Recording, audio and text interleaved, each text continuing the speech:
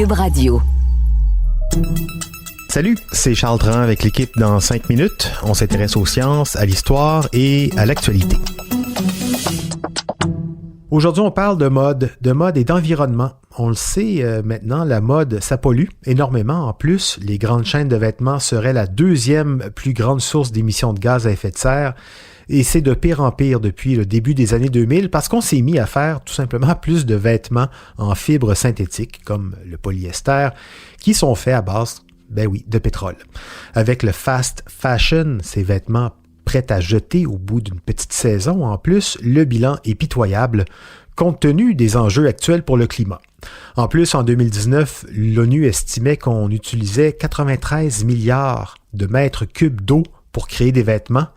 Pour vous donner une idée, un T-shirt en coton demande à lui seul 2720 litres d'eau, selon un indice du World Wildlife Fund. Un T-shirt. Si la donnée environnementale était réellement prise en compte dans le coût de fabrication des vêtements, ça ferait longtemps qu'on aurait réglé le problème, mais c'est pas comme ça qu'on voit encore les choses. Petit espoir, une scientifique canadienne a peut-être trouvé le moyen de créer de la mode jetable même, mais de manière tout à fait écologique, avec des tissus vivants. Voici Félix Pedneau. On s'entend, il y a plein de moyens de réduire la consommation d'énergie et de ressources quand on produit du textile. On les connaît, les solutions, il y en a plein.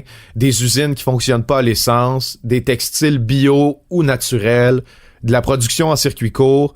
Bref, souvent des solutions classiques autour desquelles on sait qu'on devrait s'orienter au plus vite.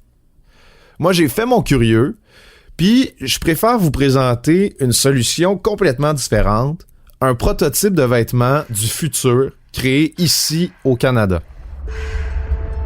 C'est l'Université de la Colombie-Britannique, en partenariat avec l'Université Emily Carr, qui ont tenté de créer un nouveau type de textile qui serait à 100% respectueux de l'environnement. Un textile qui aiderait même à guérir la planète.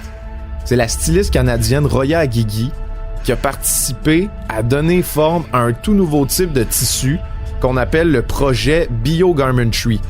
C'est le nom de la nouvelle marque qu'ils veulent créer. Ça s'appellerait le bio-vêtement, en français, si on traduit directement. C'est un tissu qui est créé en laboratoire à base d'algues.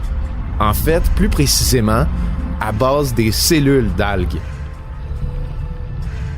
À l'échelle microscopique, les scientifiques de l'équipe de Roya Aguigui, ils veulent filer des cellules d'une algue unicellulaire, donc un tout petit micro-organisme, avec des cellules de nanopolymères. Les nanopolymères, c'est souvent fait à base de fibres naturelles comme le coton ou le chanvre, et ce sont les plus petites unités qu'on peut tirer de ces matériaux-là. En fusionnant les cellules des algues avec des cellules de fibres naturelles, un processus qu'on peut uniquement faire en laboratoire jusqu'à présent, on peut créer un tout nouveau tissu qui a une consistance assez fine comme celle du lin. Vous comprendrez que créer ce tissu-là, ça demande jusqu'à présent de l'électricité et très peu d'eau parce qu'on agit à l'échelle microscopique. En fait, l'équipe de l'Université de la Colombie-Britannique est claire là-dessus. La création du bio-vêtement est carboneutre. Plus que ça même, le bio-vêtement serait carbonégatif. Ça veut dire qu'en portant le bio-vêtement, non seulement on n'aggrave pas notre empreinte écologique, mais en plus, on l'améliore. C'est parce que les cellules d'algues présentes dans le bio-vêtement sont vivantes. Il y a encore des plantes vivantes dans le tissu. Puis comme ça se fait normalement quand on expose des plantes à la lumière, elles se mettent à manger le carbone dans l'air pour rejeter en échange de l'oxygène. Donc, le bio-vêtement qu'on porte fait de la photosynthèse. On purifie l'air autour de nous en le portant parce que les cellules d'algues interagissent avec l'air autour de nous. Puis je vous parle pas d'un projet de science-fiction, là, ça existe. Pour laver le bio-vêtement, pas besoin non plus d'un cycle régulier de 45 minutes à l'eau froide, faut juste laisser le tissu au soleil puis l'asperger avec un peu d'eau pour nourrir les plantes qui le composent. Vous comprendrez que ça évite les dizaines, voire centaines de litres d'eau qu'on dépense à chaque brassée de lavage. Puis comme de fait, c'est très important d'hydrater le tissu, de lui donner aussi du soleil. En fait, plus que important, c'est vital, parce que sinon, le tissu peut mourir puis perdre ses propriétés qui lui donnent de la souplesse du lin. C'est le but avoué d'ailleurs de la styliste Roya Aguigui, parce qu'elle souhaite qu'on accorde plus d'attention et d'importance à notre linge. Si dans notre tête, on conçoit qu'on peut tuer notre vêtement, on va se mettre à s'y attacher en comprenant son importance. La faiblesse du bio-vêtement jusqu'à présent, par contre, c'est sa durée de vie. Il peut durer au moins 1 mois, mais sa durée de vie totale dépend aussi de comment on l'entretient.